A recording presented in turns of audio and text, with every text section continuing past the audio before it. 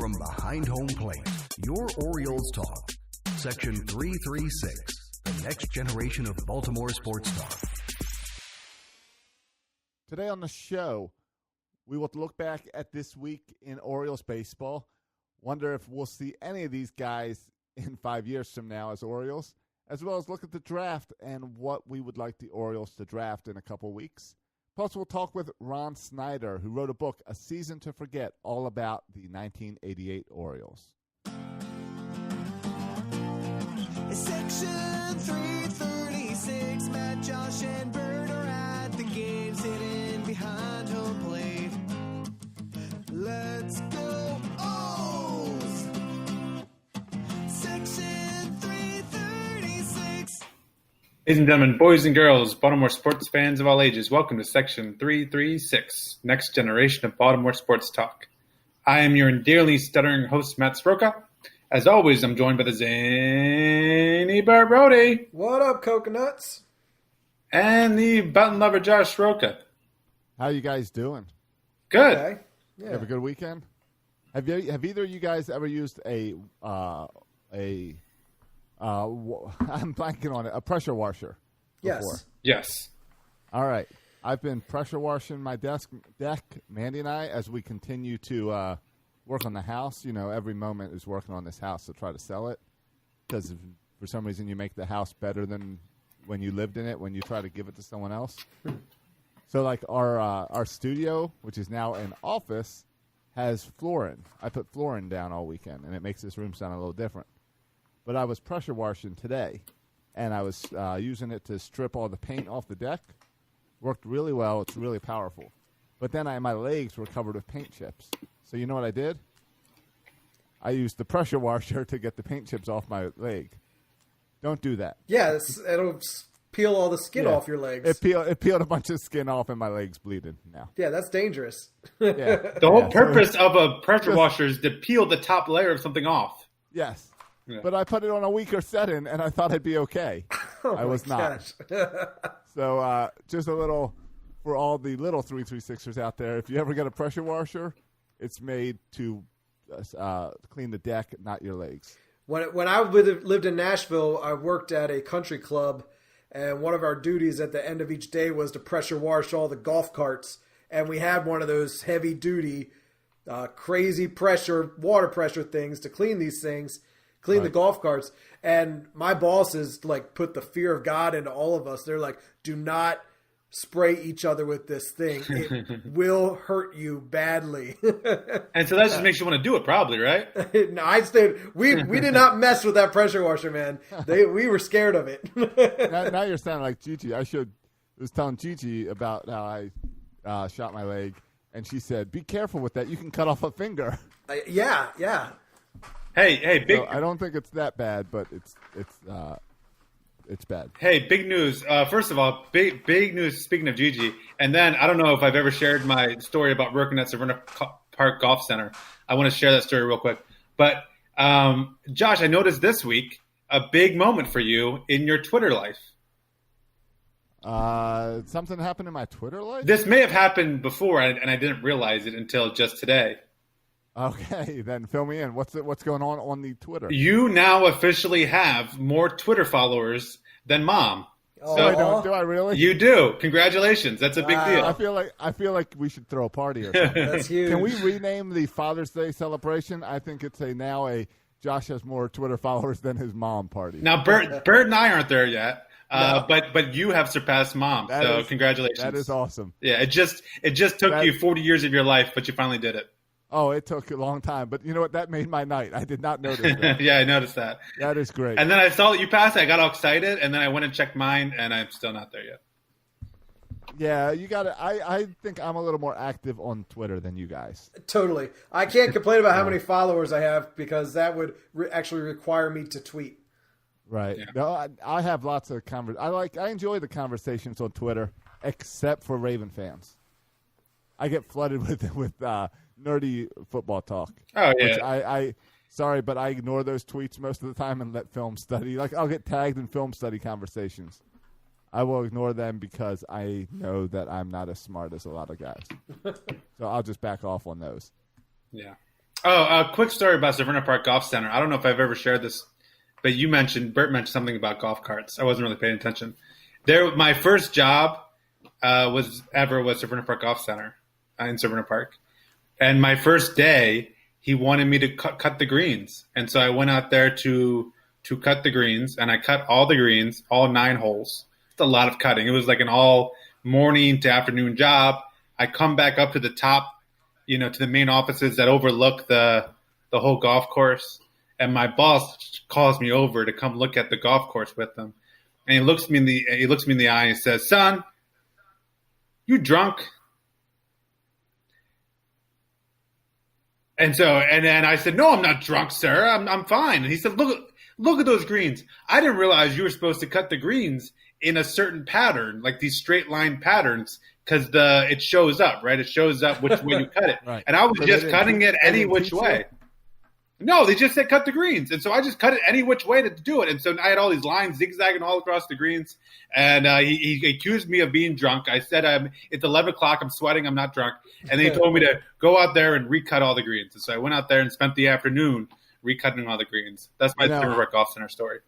I've played probably 100 times on Severna Park Golf Center. It's a little 9-hole course. Yeah. It's not really what you would call a golf course. Oh, I know. I don't know. I said, hey, buddy, have you seen your golf course? All right, this is not exactly Beverly Hills here. All right, calm down about your greens.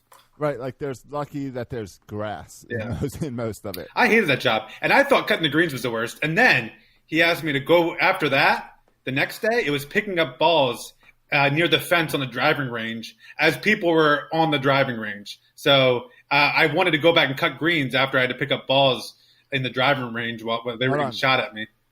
But did you have to walk and do that? Because I've always wanted to be the guy who drives the little tractor to pick them up. Yeah, while people the boss would always drive the tractor, and I would have to go around with an individual scooper by the fence and get the ones that the cart couldn't get. I drove the tractor. That was another part of my jobs at the Bellmead Country Club, Nashville, Tennessee. And it sounds awesome. Like, I want to be the guy who drives the tractor in the driving range while everybody's shooting, driving golf balls. It's not that cool. It scares the crap out of you when you get smacked in the cage. Like, just be thankful the cage is there, but it startles you when you're not expecting it. And every driving range golfer is gunning for you too. Oh, totally. Yeah. That is, that's how they came out with the whole Top Golf thing. Is it all the start of that is aiming for the guy in the golf cart, and then they came with Top Golf where they got all these goals and different point levels and everything. It all came from that. Is there any Top Golfs in driving distance of us? Yes, about an hour away in like Northern Virginia. There's one in Jacksonville. To open one in Baltimore. All right, well, we'll hit up the one in Jacksonville. we'll when we go see the Mighty Shrimp or whatever. What's the team? The Super Giant Shrimp. Something like that. When we go see the Jumbo Giant Shrimp baseball team, Jumbo Shrimp makes more sense, yes. When we see the Jumbo the Shrimp enormous team, shrimp. We'll pick up Top Golf. Hey, I will say that whatever you said country club sounds a whole lot better than golf center. No, it was as titles, the type of employment. It was wealthy people at the country club. Yeah, it was like your Vince Gills and your Reese Witherspoons and stuff like that. Vince Gill doesn't go to the golf center. No, we had a bunch of high schoolers. Right. Yeah. Hey, Josh, is there any rumor that you're moving to Florida because you're a fair weather fan, and now that the Orioles are terrible, you want to get closer to Tampa Bay in the AL East? Is there any truth to those rumors? Because people are talking. No, but I did have this. I was wondering. I had this thought about. I wonder if there's less Yankee and Red Sox fans down there. Less? Up here. And if I'd have to deal with less. And then I remembered there's spring training down there, so it's going to be – and retirees. It's freaking Florida. Yeah, that's where everyone goes to. It's probably going to be worse. It's going to be worse. Yeah. So, they're everywhere, especially Florida. Yeah, right. If there was a place in the U.S. that didn't have Boston or Yankee fans, sign me up for that. Right. I'll tell you what, though. The whole concept of selling this house makes me not want to move. It's been so much work. Oh, yeah. I'm dying in this house. No. That's what I thought. I thought we were going to die in this house, and it turns out we're not. So I fixed every little thing in this house, and Mandy's done a ton of work as well. Yeah, that does not sound like fun. Not at all. We bought a car this weekend. That was enough for me. You know, I don't know why they have car salesmen anymore. Can I say that? That you go out there, they come on you like, what are you doing, dude?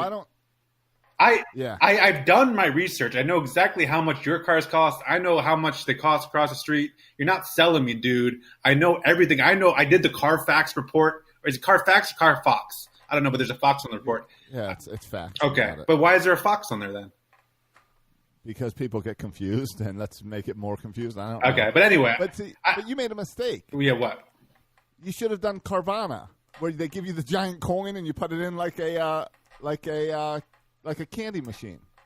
Wait, you put a giant coin in like a candy machine, and then what happens? And then a car pops out? Yeah. You pick out the car you want online or something, and then you go to the place. They give you a coin, and you put the coin in, and then it's like a big machine filled with, that looks like a gumball machine, but it's filled with cars, and it brings the car out to you. Any car or the one you picked? The one you pick. It's not like a put in this money and you get a random car. It's not like that's how a gumball machine works. You don't know what color gumball you're going to get. Yeah, but haven't you seen? But if it's kind of like a fancy gumball machine where you get to pick what color gumball you want, it's more like a vending machine where you select like D4 for the Kit Kat bar, and then it comes down. Yeah. Oh. Well, so I like the idea of it being random. I had a similar issue. I had a similar thing where I just said, I said I want that car, and the car dealer said, "Hey George, bring the car around." It was a similar type deal. But not as fun. Instead of the coin, I had George. Okay. All right, then I don't know what you're complaining about. And to your point with the salesman, you did all your research, but at the end of the day, the salesman still has to go in the back and get the okay from his boss to sell you the car at the price. Why don't we just get rid of the salesman? Let me deal directly with the guy who's going to tell me yes or no. And why does someone have to tell you yes or no? Why can't you just have a real price? That's what why does it take a half hour for him to answer the stupid question? Yeah, that's what I'm saying. I don't need any. I just need a clerk to check out with. Just give me that person. Yeah. I saw the price online. I'll take that one for that price online. Where's the clerk? Let's check out. There's a lot of things in life that haven't caught up to like the internet and changed their ways for the internet. And car buying is one of those. Real estate's the other one, because I don't understand why I got to pay all these high percentages to real estate agents when I know everyone just looks online at this stuff anyway. Yeah. So yeah, you don't have any secret database to people. You have the internet.com. Yeah, I've got Zillow also. Yeah. And I got Realtor.com. Yeah. I don't. It's a throwback to before those times, right? Like when you really had a Rolodex of names. Yeah, it's like the newspaper industry still trying to ignore that the internet's there, and trying to find like things to do. There's a bunch of industries that need to adapt. Yeah, and a lot of them are sales related. Yeah, it's true. But apparently, like some people, I guess, still go in there like not knowing what they're looking for and need a salesperson. I don't know. Because even a lot of places have like haggle free now. Like, because there's no haggle, the price is the price. Yet there's still like two people always involved. Bert's right. I was even talking to the guy. I went there just to test drive. And before I left, he had to go get his boss just to come meet me. Like, what are we doing here? Yeah. And then do they send in like the finance lady who tries to sell you on like undercarriage cleaning or something? Just when you think you got out there clean, right? Just when you think, okay, I got the car I want, I got the price I want, I'm good to go. Then they send you to the room, and that's where the fun really happens. LoJack. Buy LoJack. You need it. Yeah. Yeah. But anyway, we got the car, and it was relatively actually paint free the way we did it, so it's good. All right. That's enough small talk. Let's get to some baseball. What isn't pain free is is watching the Orioles. Guys, bad news. Last week it was good news when we asked the question, is Chris Davis back? Now we mean in a negative way, is Chris Davis back? Is Chris Davis because back? Now he just strikes out all the time. Though, in fairness, in yesterday's game, everybody was striking out. So I guess that's... And the day before, only Trey Mancini got one hit, and that was it. Yeah. That was the only hit for the game. Yeah. So it's not a Chris Davis problem. It's a Baltimore Orioles problem. Yeah. I don't really care. But, hey, they're whipping up on the Yankees today. Yeah, that's what I was going to say. I really don't care how we play against the Indians. I don't that much. I would like to win, but I really don't care if we lose. I do care. I really want to beat the Yankees. Tonight's kind of a big game in a couple respects. One, it's the Yankees, so we have a chance to keep them out of first place as they're in a tight race with Tampa Bay. And secondly, Andrew Kashner is kind of continuing his debut to be traded. Yeah, every time he pitches. Yeah, it's a showcase. Yeah, and he's actually pitched really well this year. Certainly, Cobb hasn't got on the field. So as far as starting, Dylan Bundy has been up and down. Though Dylan Bundy did have a good start. I don't know. Dylan Bundy irks me. But Cashner, he could be a trade chip. We may not have many, but he could be one. Right. Should we? I've got my concern for tonight's game is that the Orioles have scored 6 runs, and I'm going to the game on Tuesday and on Wednesday, which means if they're scoring 6 runs today, they're going to score like 1 tomorrow and none on Wednesday. Is that how that works? I don't know. It seems to be they have like one good game a week. I'm also concerned that Hanser Alberto is out there, and I don't think he really knows how to play second base. Oh, so that concerns you, but it doesn't concern you that he's 1 hit away from the cycle tonight? Is he? He's got 3 hits, a single, a double, and a home run. Okay. Have you seen Hanser Alberto? There is no way he gets a triple tonight. Really? This is a guy who plays every position on the field.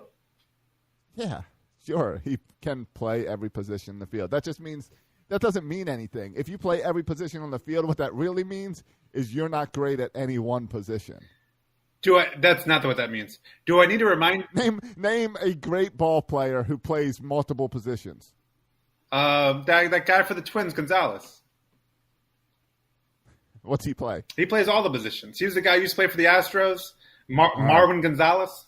Is he an all-star? He was not an all-star, but he's a solid player. I'll give you another one. Player, not great player. I'll give you another one. Ryan Flattery. You hate Ryan Flaherty. Yeah, I know. But you can make a good career out of playing multiple positions. But that's what the Orioles have is a bunch of Ryan Flaherty type players. Yeah, and they refuse to call any prospects up. Where's my DJ Stewart? He's playing really well. Where's my Chance Cisco? Because they don't care about this year. Yeah, they don't. Yep. But it's still nice to see the Orioles beat the Yankees. I don't care if we lose to the Indians, like I said. Let's save all our guys. Let's throw out Hanser Alberto to pitch against the Indians and save all our good arms for the Yankees. Hanser has pitched. I know he's pitched. Earlier, sure. Yeah. Oh, and by the way, Josh, just to go against your narrative that Hanser Alberto can never have a triple, I would like 2 counterpoints. Okay. One, I believe Matt Wieters' first hit, or one of his first hits, I think his very first hit, was a triple. We were there. We saw it. Secondly, Hanser Alberto today already has a stolen base. So those are 2 things that would go against your theory that he won't get a triple. So we are on definite psycho watch. Okay. Fine. I'll give you cycle watch. I just don't think it'll happen. Hanser Alberto's 5th on the team with 0 triples. Thank you for that. Triples are hard. You guys, that's not the stat you wanted to bring up. What you should have brought up was May 29th, 2015, when Hanser Alberto made his debut with the Texas Rangers. Right.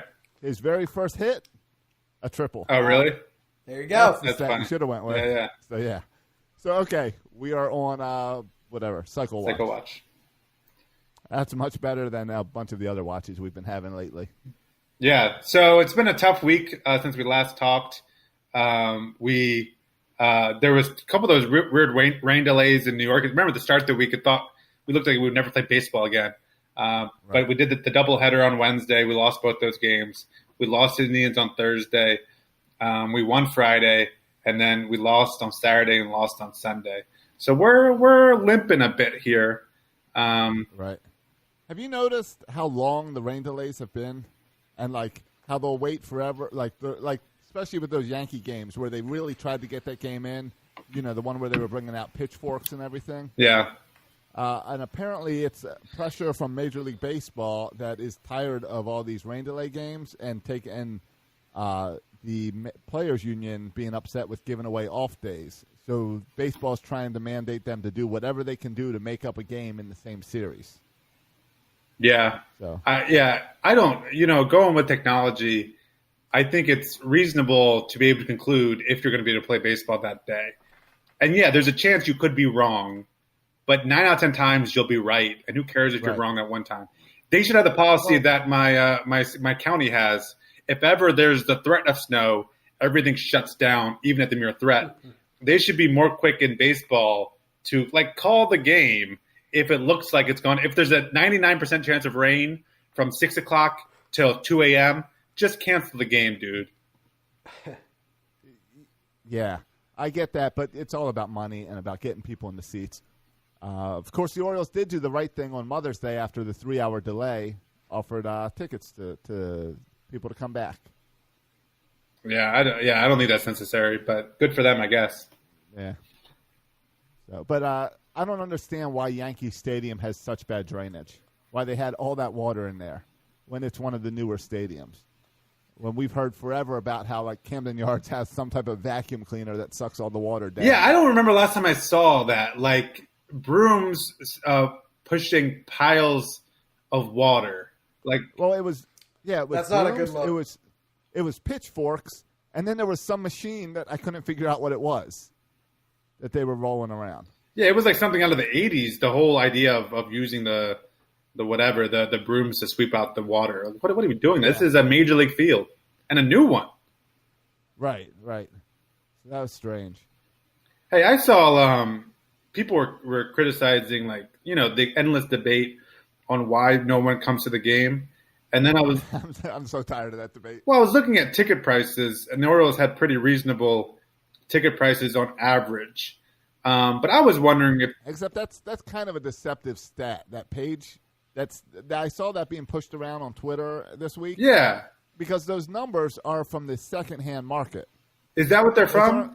Yeah, none of those stats are based on, like whatever, not box office. What do they call it? Box. It's not. It's not straight from the team. It was all like from some second mark, whether it was StubHub or someone else who put out that study.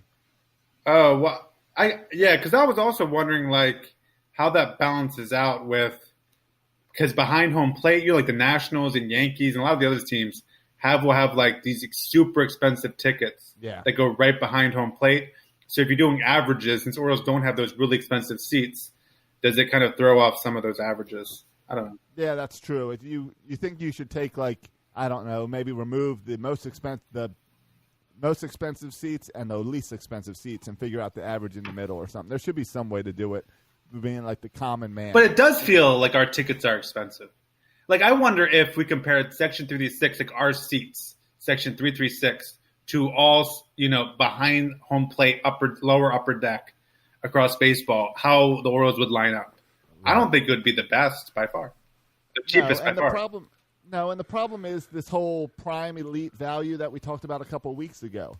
The value price is a reasonable price. So if you're going with that number, that's pretty good. Yeah. But if you're going with like the Friday night Yankees game, that's an outrageous price. Yeah, I can't even figure out ticket prices anymore. I'm glad I'm the season ticket holder because I wouldn't even know. It'd be too hard to figure out how to go to the game and how much it would cost. No, I get confused just when I try to trade our tickets around, and they're like, come back with me saying they need more money because I just want to change a game, and I don't get it. It's frustrating. Yeah, I want one price. I know, and I want it to be $5. I want it to be it has to be based on the number of wins the team has. Yeah, they should. That's a good way to do it. Like the product, or how about the team's salary? Because right now our team's salary has to be near the bottom. So how about that reflect the ticket prices? Yeah. So if the salary is $75 million, then everyone gets in for $7.50. That sounds good to me. Yeah. So I can do that. Yeah, but because when the Orioles are good again in 2023, well, raise your prices. Jack up the prices. Right. But whatever. And at any point now they can also drop the whole you can't bring in your own food. Leave your Subway at home. Oh yeah, that's going to be a game changer for me.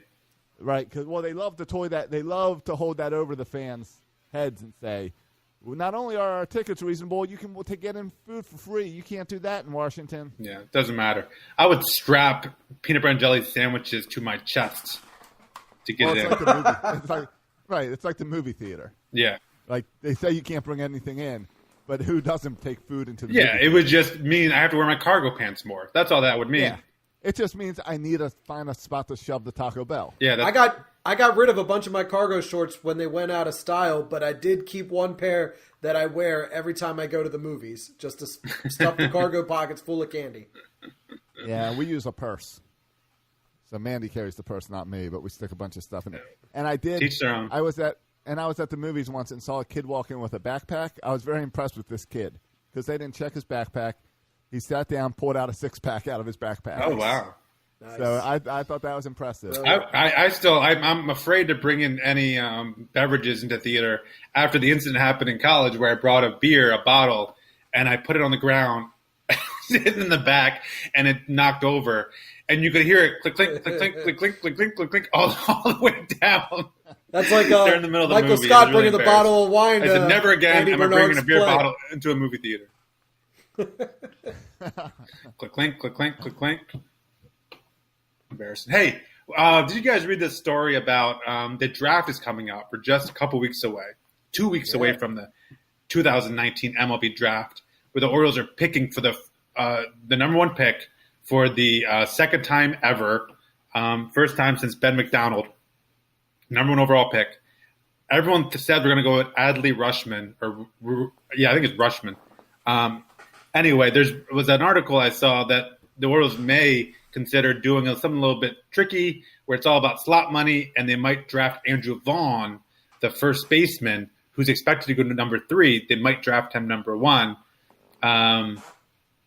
And that would mean they could save money on some of the other picks.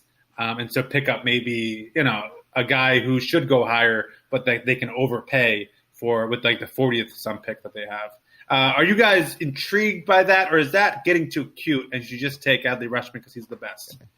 It sounds like you know what that is? That's a Baltimore Ravens move. That's a DaCosta type move where you're shifting things around to get a better full team.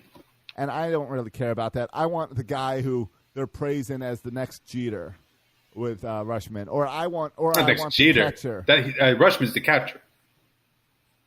Okay, fine. The next, fine. You think Bobby Witt Jr. is the shortstop? I think Bobby Witt Jr. Yeah, I want Bobby Witt Jr. or I want Rutschman. Give me the next Jeter or the next Mallett. So what would you rather have, though? Would you rather have a catcher who's close to Major League ready and kind of can't miss, right, in Adley Rutschman? Or would you rather have a high school shortstop who maybe has a bigger upside than Rutschman, but it's also a bigger risk because the kid's only 18 and you don't know exactly what he's going to develop into, but his ceiling could be higher? Would you go with if you're the Orioles, should you go with the riskier but higher ceiling in Bobby Witt Jr., but years away, or would you go with the more surefire bet in Adley Rutschman? It's an interesting argument because your shortstop's going to play 160, 162 games, where your catcher might do 150, 140, but the catcher touches the ball a lot and game management and all that stuff. But I would go with the shortstop simply because I've already been burned on a catcher that was supposed to be the next great thing. Yeah, I mean, and I feel like this happens with catchers a lot, where it's a risky position because catchers don't stay healthy a lot. Catchers break down a lot, so you're taking a risky position and taking Adley Rutschman. Ball bounces the wrong way, and your guy's out. Yeah, you're down a ball and down a catcher. Right. So I'd go with the shortstop. But I seem to remember us having some pretty good luck drafting shortstops in Baltimore. Yeah. The other thing that's interesting is everyone brings up, and they did this, the Astros did this under Mike Elias.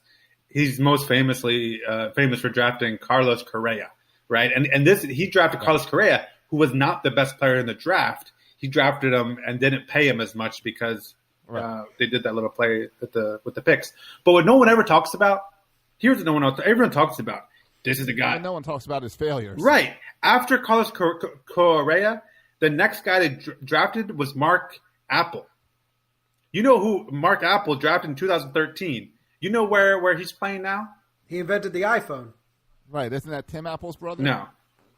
And I don't know if it's Apple or Appel. Appel. That would be Appel. Yeah, I would say Appel. Apple. I do know how to spell Apple, and it's not that way. All right. Now, where's he playing? He's gone. He retired. He quit baseball. So you're saying that he's worse than Richie Martin. And the guy who they drafted next year, 2014, your boy Mike Elias drafted a guy named Brady Aiken. Brady Aiken ended up not signing with the Astros and went back to play college baseball for another year, and then was drafted by a different team. So they didn't even get the number one pick in 2014. because he didn't sign with them. So people talk about I Carlos bet Correa. that guy feels dumb now. Yeah, people drafted Carlos Correa, but the next 2 draft picks missed. And the Brady Aiken was unbelievable because you never have a number 1 guy because these are number 1 picks they're getting. You rarely have a number 1 guy who doesn't sign. Fail. And isn't that crazy? The Astros had 2012, 13, 14, number 1 overall picks 3 years straight. This is the second time ever we're getting a number 1 pick. Astros those years had it 3 times straight, and only one of them, Carlos Correa, worked out. And he worked out in a big way, but the other 2 didn't work out. Yeah, well, but some other non-number 1s worked out for the Houston as well. Like, didn't they draft Springer in that time frame as well? Yeah, he was the year before a number 11 pick, and Alex Bregman, who's a stud now, was their number 1 pick the next year. I mean, so yeah, the baseball draft is way more random and luck than like the football draft. Football, you draft guys that are ready to play or close to ready to play. Baseball is so much luck that's in that. Yeah. Well, even like best case scenario with Rushman, who everyone says is major league ready, he's still going to start at single A like everybody else. And then if he progresses, he'll get to the majors, in a couple years. So even the most prepared guys are not ready to go and start in the majors, which is crazy. Yeah, maybe. But I mean, Chance Sisco's been in the system for 5+ years now. And we're still not seeing him up here. Where they take Rushman, we might see him in 2 years. So, I mean, if he's major league ready, I don't care about the argument for a shortstop. I don't care about, manipulating picks or whatever you're referring to. You got to take Rushman. You got to take the best guy. And this is going to be the only the second time the Orioles have had the number 1 overall pick. Might as well get comfortable because we're getting it again next year. I don't think we are. No, I think we might have number 2 next year. The Miami Marlins, the Marlins are putting on quite a run for the worst record. It's going to be tough to get the number 1 spot. That's dumb then, because why bother winning any games at all this year? Yeah, because number 2 guy is what, a half point below the number 1 guy. I mean, seriously, I don't know how it's going to work out. It's different every year, but this year I would be okay with Bobby Witt Jr. at number 2. Like, I don't care. Oh, sure. I would take either one this time. So if next year, same situation where there's a number 1 and then a 1A, because that's what it feels like this year is a 1 and 1. Like if the Royals, from what I read, if the Royals had the number 1 pick, they would take Bobby Witt Jr. with the number 1 pick. They just happen to have the second pick. Right, and the mock draft that I was reading earlier today had Rushman number 1 to the Orioles and Bobby Witt to the Royals number 2. Yeah. So I mean it's not bad to be number 2 when those 2 guys are at the top. Yeah, and they'll be studs next year. So we'll have. I hope we get a number 2 overall pick, but we'll definitely have a top 4. Top 5 pick. I don't want to sit through this whole season for nothing. I mean, all right, fine. I'll take number 1. I'll take 1A. But if we start talking 3rd, 4th pick, forget it. You wasted my time. I know, especially because we can't even watch prospects. Right. Yeah, right. Well, we'll find out soon. I mean, this draft is in 2 weeks, on June 3rd. So in 2 weeks, we'll actually get to talk about who the Orioles drafted as their number 1 pick. Their number 1 pick last year seems to be lighting it up down there. Grayson Rodriguez. Yeah, he's a good start. I've been seeing his name pop up a lot, and at the time he got drafted, we were still questioning, like there were still tweets out there that he had committed to Oklahoma or something like that. Right. Which obviously he didn't follow through on and stuck with the draft pick. But I had never heard of the guy, but it's good to see that's working towards the positive so far. Yeah, he's part of that stud Delmarva staff where they're all kind of lighting it up. And so he becomes right there with DL Hall as 2 of our top pitching prospects. So that's good to see. All right. Well, this isn't the first time that the Orioles have been terrible, right? We've seen terrible teams before. Oh, yes. So, yeah, many times. Yeah. And one of the worst teams, one of the worst starts was that 1988 team. Do you see where I'm going with this, Josh? Yeah, I see. Yeah, you want to throw it to the interview now? Yeah. So, go ahead, Josh. You guys were busy, so I sat down. I sat down with Ron Snyder and talked about he just came out with a book. We talk a lot about the '89. Did you sit down with him? Yeah, I sat down on my on my office chair, and he sat down wherever he was on his phone, right. and we discussed the 1988 Orioles. And I was telling him how we love. I feel like we started this podcast with just every episode talking about how great the '89 Orioles were. And it seems like this year the Orioles are getting behind it and promoting the 30-year anniversary celebration. And I was like, where were all the celebrations last year for the '88 Orioles? No love for the '88 Orioles. I agree. It's outrageous. There was not much. Yeah. There was not much, and we should have focused more on it. But Ron did focus on it, and he's got a new book out called A Season to Forget. I read it this week. It's and I didn't even do the audio version. There's no audio version, so I had to actually read like paper and words. You should do your own audio version. I may. Oh gosh, that would be good. It's not too long. Yeah. You want to listen to me read? No, that would take a season to forget and turn it into a book to forget. Yeah, it would also take me with me reading. It would take about 12 months to do. yeah. So anyway, we're going to go to that interview now. Recorded a little earlier.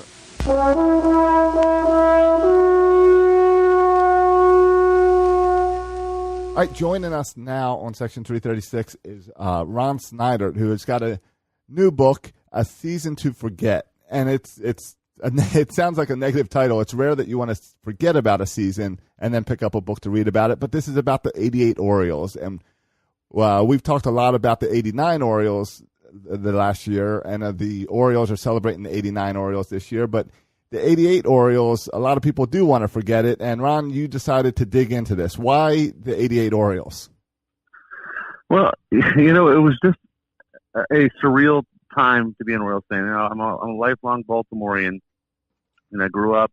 I was 9 years old during that '88 season. I just remember the pain of every game, thinking, like, is this going to be the one where it finally ends? From all those losing seasons in the beginning of the 2000s to be in the ALCS, and I was like, gosh, just to kind of look back and on a time that, we would rather forget, but it kind of, those who don't know history are doomed to repeat it. So, it kind of seems like we're going through that right now, unfortunately, but, it was just such a surreal time to follow that story, and I just kind of wanted to dig in and kind of see, those who lived through it, what they remembered about it.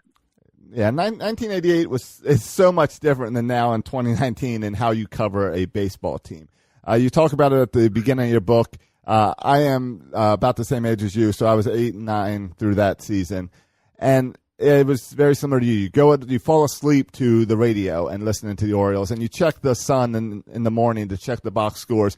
Maybe if you're lucky, before you get to school, you'll get to that rotation of Sports Center to see the highlights of the Oriole game. But now it seems like where everything is covered moment by moment, instantly in Twitter. And we had an article last week about the Orioles making the worst play ever in baseball to get national news. How do you think this '88 team would have been covered in today's world? Well, social media and everything else, it would have been so much different. As it was, as that streak got bigger and bigger, the media coverage got more and more, and they were, on the, not just on the sports section, but on the, on the Tonight Show, the Today Show, Good Morning America, CNN. They were everywhere. Today they'd have probably been, hashtag will the Orioles ever win or something along those lines. It would have been just dissected and to the nth degree on social media and analytics and everything else, that they could have examined with it. The only thing I could, you try to draw a parallel, I think, for Orioles fans, I would say the hitless streak that Chris Davis had. It just got to the point where it was beyond just like, a bad streak. You just kind of felt sorry for him at that point. I think that's kind of where the Orioles were, but that streak got bigger and bigger. People just felt sorry for him. Yeah, I think I do totally agree with you that the Chris Davis streak is very much in parallel, even more than last year's bad team. The streak really set that parallel because in '88 you saw that the Oriole fans kind of rallied around and said, all right, they're losers, but there are losers. We're going to go there. We're going to pack the stadium. And you saw that as the Davis streak got worse, you saw suddenly fans were like, no, we're going to support this guy. We're going to cheer him when he's going up to bat. We're going to do whatever we can. We're going to try to help out. You've got the haters always, but there's this whole thing of those are our losers that you definitely saw in the '88 fans. Yeah, and I think, it was a different time in Baltimore sports. I think you look back in '88. The Colts left less than 4 years ago. About 4 years ago at that point. Maryland basketball was dealing with the fallout of the Len Bias death and the fallout that came from that. There wasn't a whole lot of other sports in the area that were relevant. So, and then there was concern about will the Orioles leave? And unfortunately, we're hearing although it's they've been shot down, but there's talks right now that the Orioles could the Orioles one day leave? And that was very real in '88. Heading into the '88 season before the idea of Camden Yards came about. There was talk, will they move to D.C.? Will they move to Tampa? Will they move to, Howard County? Who knows? But there was a lot of talk they would move out of Baltimore. And I think the fans were like, well, you know what? We lost the Colts. We're not losing the Orioles, too. And exactly. And I feel like a lot of that will the Orioles leave that we're having now is still people kind of remembering back, well, we lost the Colts. And I think of '88 being about 5 years out of that. Of course, you're going to be sensitive and think, oh, this team sucks. If we don't put 50,000 in the stadium for when they're 0-20, then we're going to lose them too. I get that mentality. Yeah, and I mean, look, the attendance wasn't great that year. I mean, there was obviously some huge games opening day at 50,000 fans. The fantastic fans night, with that first game home after they finally won a game, come back 1-23. But obviously they were a last place team, and their attendance was starting to bottom out. Over those few years coming off the '83 championship team. So, but at the same time, there was that support. They were the only game in town, so I think there was that additional support. And it was a story. The way it was, the way the team was embraced, and the way the story played out. I think it's something that could only happen in Baltimore. Sure. Now, last year, the Orioles passed the record for losses and got 115, which was 8 more than the '88 Orioles. And we looked a lot at that as about like, well, how does this team lose this bad when they've got Manny Machado and Adam Jones and Jonathan Scope for at least half the season? How do you do that bad? But then you look at the '88 Orioles, and they had 2 Hall of Famers, Cal Ripken and Eddie Murray, on that team. How does all this happen? Yeah, no, I think that's, you look at the analytics and you run the numbers, and you would think at somewhere they would just luck a win. You said they had Cal Ripken in his prime, they had Eddie Murray in his prime, or the tail end of his prime, but still in his prime. You still had Freddie Lynn, you still had Mike Boddicker, you had a young Billy Ripken. There were some players on this team. Mickey Tettleton was on this team. Joe Orslack was on this team. But it was just, the offense was really struggled. Most of there was a good chunk of the team during that streak was hitting under 200. And they were getting some, at least by today's standards, they were getting some excellent pitching. There were plenty of games where their pitchers were going into the 7th, 8th inning, and they just couldn't get a run. Or, they would get some runs and then the pitching wouldn't work. Or they'd get hitting and pitching, but then a defensive gap would cost them a game. Most of those games were within 3 runs or less, so they weren't getting blown out every night. But, Brooks Robinson, who was on a lot of the TV back then, said they would be watching the game, and he would just say, look, I'm just waiting for that one moment where they're just going to give this game away. And, he pointed to those moments, almost every night. Sure, and it wasn't as simple as now you watch the Orioles and just say, oh, well, when the bullpen comes in, they're going to blow it. The '88 Orioles were finding all types of ways to lose these games. Yeah, it was a defensive gap by Jeff Stone, or just the middle of the lineup just not hitting, or the pitching giving a great effort, but then giving up that one home run late in the game, or just making good pitchers look great and average pitchers look like Cy Young. I mean, it was just every way you could possibly lose a game, they managed to do so during that streak. All right, you've talked to a lot of players when writing this book, and I imagine that now that it's been 30 years, they were a lot more open to you about talking to this than back in the day. Is that correct? For the most part, I had very few people surprisingly not willing to talk to. There was maybe 1 or 2 players that I was able to get a hold of anyway that were not willing to talk about this. So, surprisingly so, because you never know. It's really easy to call someone up from the 66 team, hey, let's talk about the World Series team, or, calling someone up from any championship team and talking about that. But they call someone and say, hey, can you talk about the longest losing streak in, the start of season in sports history? And, you're wondering what you're going to get. But surprisingly, they were, open to talk about it, and it wasn't something that they would have called up and said, hey, we want to talk about it. But, when they reached out, they were gracious to talk about it. And, I think it's one of those things where, that what doesn't kill you can only make you stronger. For many of them, it was a learning experience. They've used it to teach younger players about perseverance. And, when you think about struggles, think it could always be worse. So, I think, that many people have taken it as that negative and turned it into a positive.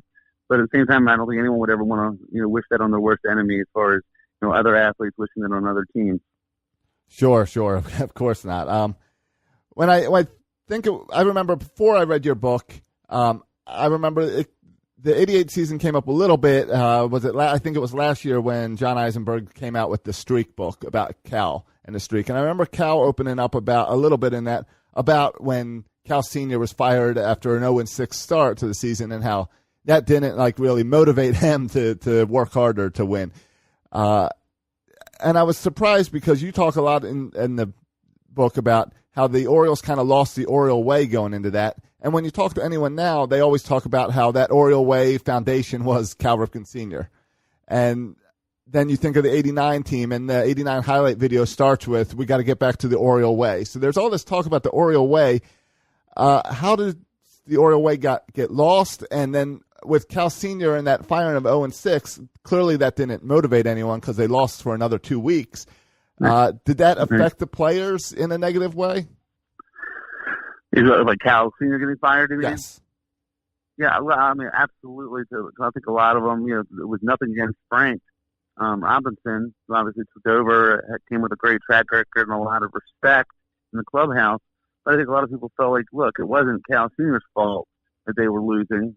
They just weren't very good. And, Connie Mack or Tony La Russa or Bobby Cox or Joe Torre, you name it, none of those guys could have won with that group. So it was just a shame. I think some people were so just upset in the fact that, look, Cal Sr. wanted that job his whole life. He worked his way up from the farm system. He helped develop a lot of the players who are key to the Orioles' rise and success in the 60s, 70s, and early 80s. He was hoping to get the job in 82, 83 when, they passed over him for Joe Altobelli. Altobelli gets fired. They bring Earl back.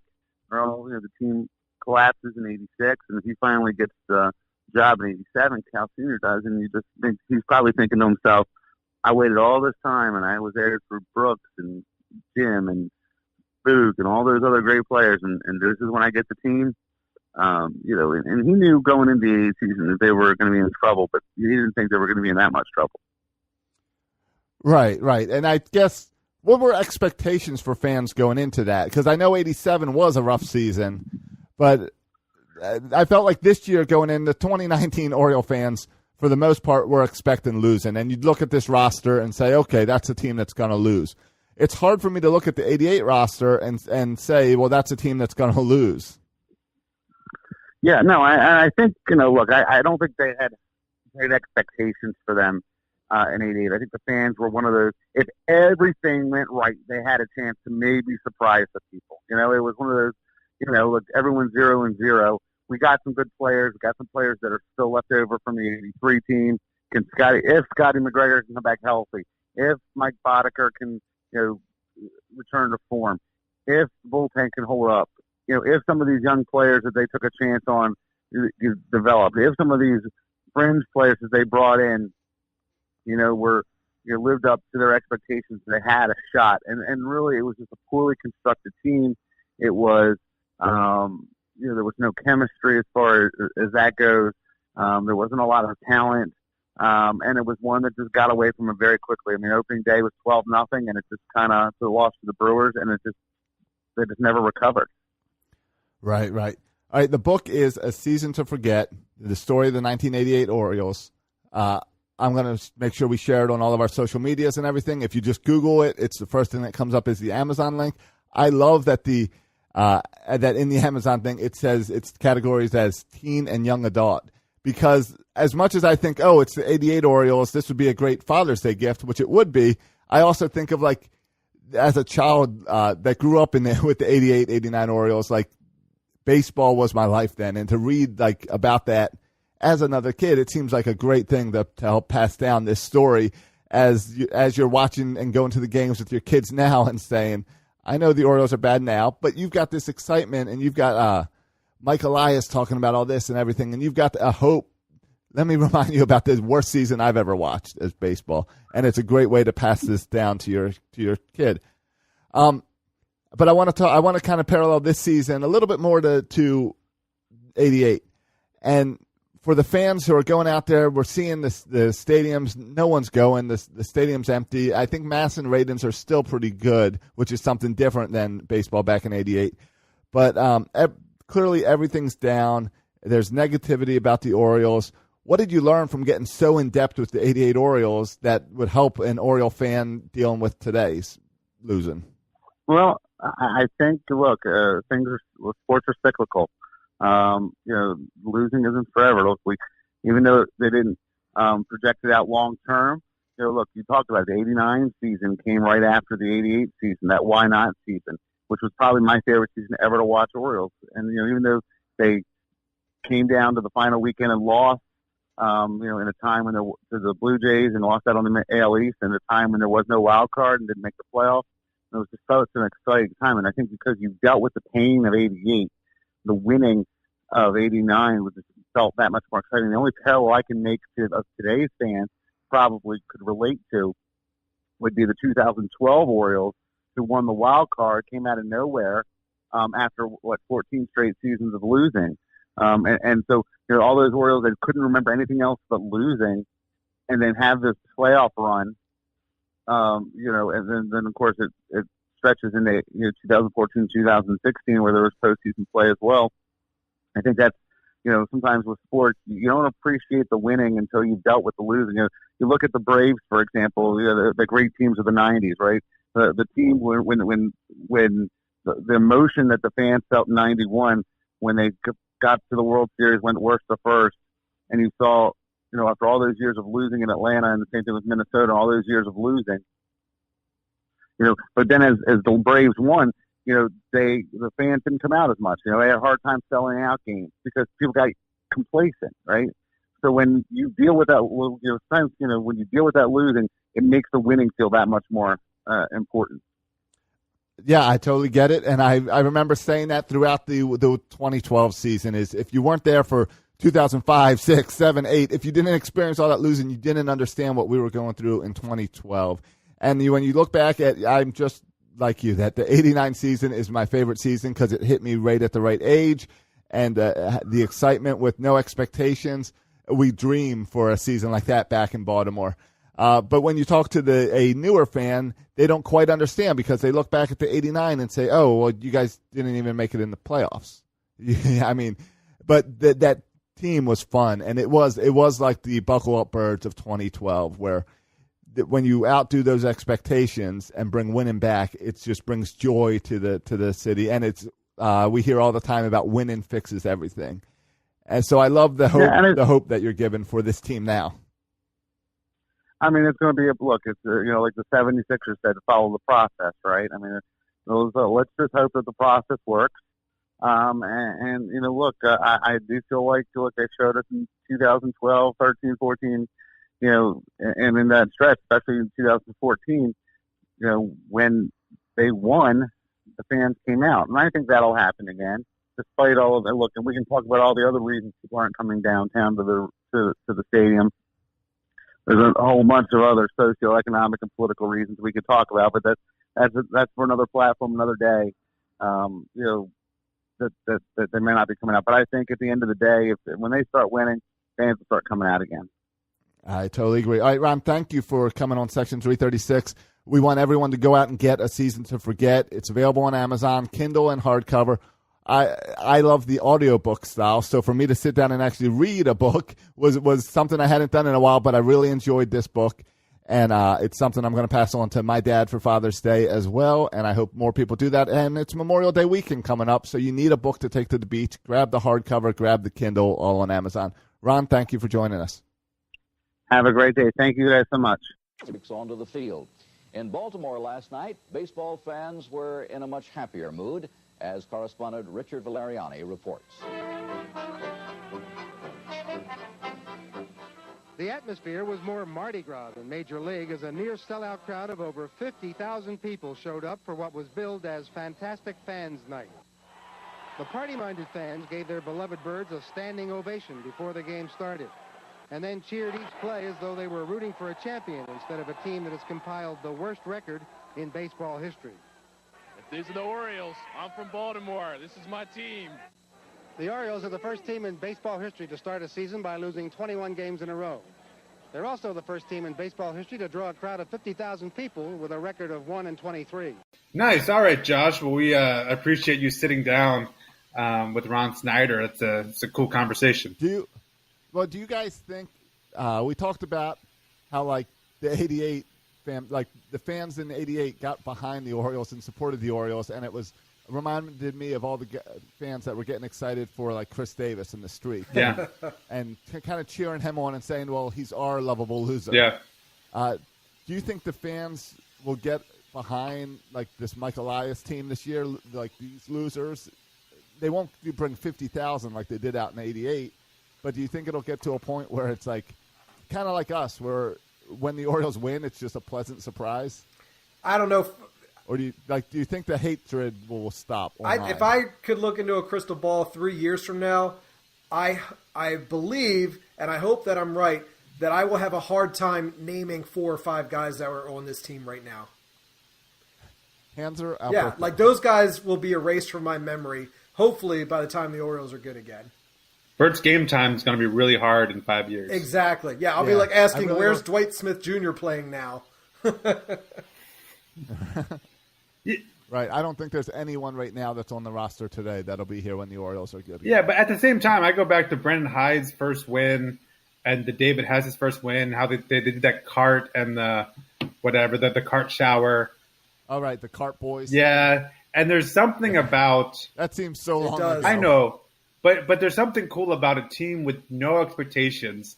All these players, everyone knows, like, what Bert said is not like a mystery. We all know that this isn't a major league talented team, right? Like half these guys would not make the major league club of a competing team. And so that makes them, I think, in some ways more likable because it's relatable to suck and you cheer for lovable losers. And so I think in that respect, I think there's something endearing about people who are overmatched and still playing. Hey, listen, we're beating the Yankees right now. That's ridiculous. The Yankees should never lose to us. Their roster is so much better than ours. They should never lose to us. And we're beating them, and that's kind of cool, and that's kind of fun, and that's something to cheer for, get excited for. I don't know, in this age of Twitter, if you can have that same thing where people can kind of just drop the cynicism, and just kind of embrace what the organization's doing. Because when Mike Elias was hired, all fans were talking the right game. Yeah, it's going in the right direction. Yeah, this is good. And then now, just like 2 months in, sabermetrics isn't working. What's going on? Why do they suck? Guys, beginning of the season, we all said this would happen. None of this is a surprise. The sabermetrics is helping us to draft and develop players. You're not going to see that David Hess turn into Cy Young. All right? This was never going to happen. Everything so far this season is going according to plan. Nothing has happened this season that should make you question Mike Elias or the direction of this team. And if you look to Delmarva, look to Frederick, and even look to Bill. Yeah, if you thought the Orioles were heading in the right direction when the season started and they hired Mike Elias, you cannot have a different opinion now. Nothing has happened to change your opinion. So Oriole fans who are now mad but were on board at the beginning of the season, I don't understand where you're coming from. What if they really blow the draft?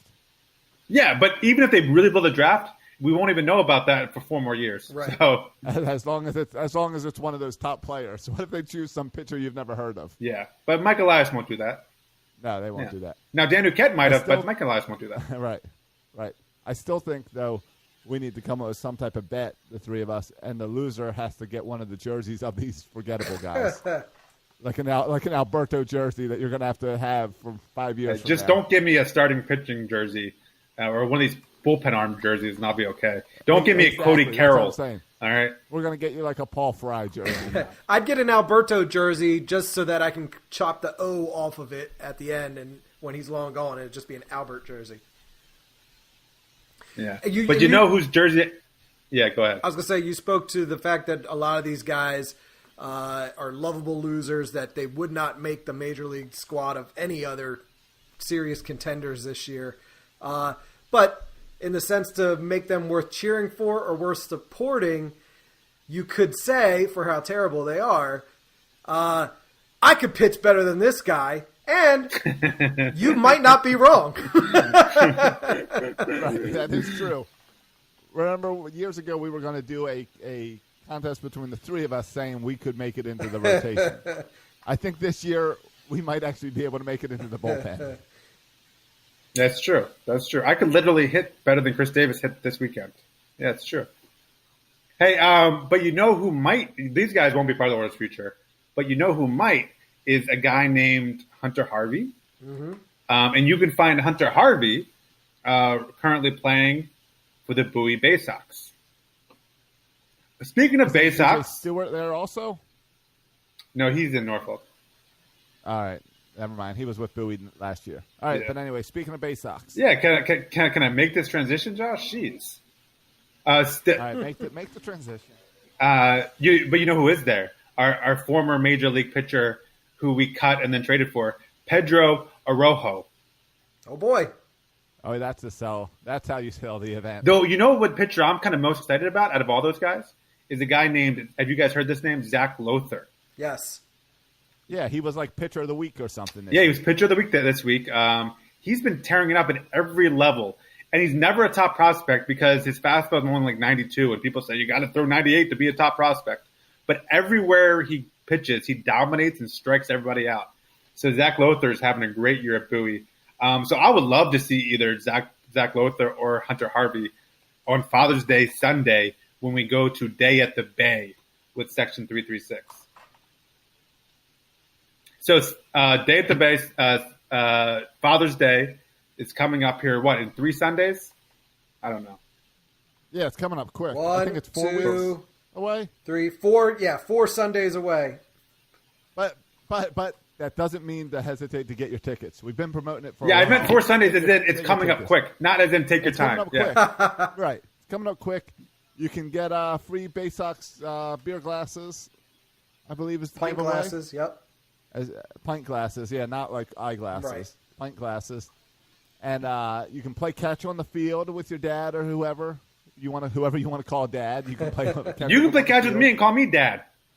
Right, and then you get to hang out with us in really good seats right behind. And other coconuts. And it's only $10. $10 for us and a bunch of coconuts. And I believe we are throwing out the first pitch if coconuts come. So yeah. Right, yeah, if coconuts come, assuming that you guys show up and show your support for us and for the Bay Sox, we will be throwing out the first pitch, which means we really get to see if we can pitch better than Pedro Arrojo. Yeah. So it's a great deal, $10. It's a great way to spend Father's Day with your father or or by yourself. Who cares? You can spend it at Bowie Bay Sox Stadium with us. So get your tickets through section336.com. Yeah, right at the top it says Father's Day with 336, I believe. Yeah. Get them now. You can even, if you go on now, you can even pick your exact seat. It's cool. They show you the seat and location, and it tells you who's sitting there. So if you want to sit next to Bert, if you're a creepy guy who's been stalking Bert, you can pick that seat right next to him. Oh, Bert. Does it say what seat Bert's sitting in? I believe it says what the 5 seats I have. If you're a weirdo, I'm going to put my wife over there. All right. I was going to say, what family member? What a gentleman, Bert. What a gentleman. Chivalrous of you. And it's going to be my last 336 event. Maybe my last ball game. I know. I think I'll get to an Oriole game before I leave. But it'll be my last event that we've got on the calendar right now before I head to Florida. Me too. Yeah. I'm heading to Florida right after that, too. Well, That's true. I'll be holding down the fort in Maryland. Bert and I are already planning our jumbo shrimp meetup. Jacksonville. Wouldn't it be crazy if we sell more tickets for a Jacksonville Jumbo Shrimp event than Bowie Bay Sox Father's Day?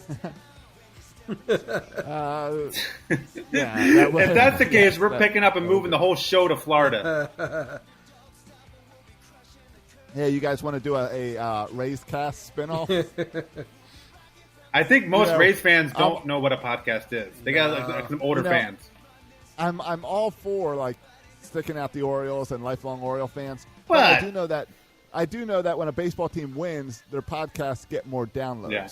So I'm just saying, if you want to transition to a Raised Cast, we can do a section like 210. We should change every year to who we think is going to win the World Series and just do that team's podcast.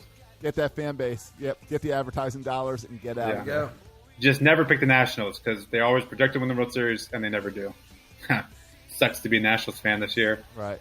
And that it's like Nationals, Yankees, Red Sox. Those are some teams where it's tough to pretend to be a fan. Yeah, though a lot of people do. A lot of people, especially in our area, make the crossover. Yeah, how about it, intern? Yeah. Jason Lakampaka, looking at you. Forgot about him. All right, boys and girls. Well, thanks for listening. Go ahead and give us a nice review on iTunes. And Thank you, Ron Snyder. Go pick up his book. Shout out to Ron Snyder for coming on the show. Get his book. You can follow us on Twitter. Help me get more Twitter followers than my mommy. You can follow me at Section336. You can follow Josh on Twitter. And you follow Bert on Twitter. At Bert Rohde. Thanks for listening, boys and girls. And as always, go O's. Thank you for listening to the Section 336 podcast. Please go to iTunes and Facebook for all complaints or the occasional compliment. If I were you, I would not take any baseball advice from these guys. Josh and Matt were raised by an Orioles-obsessed father, and Bert fell in love with Don Mattingly. He has a thing for mustaches.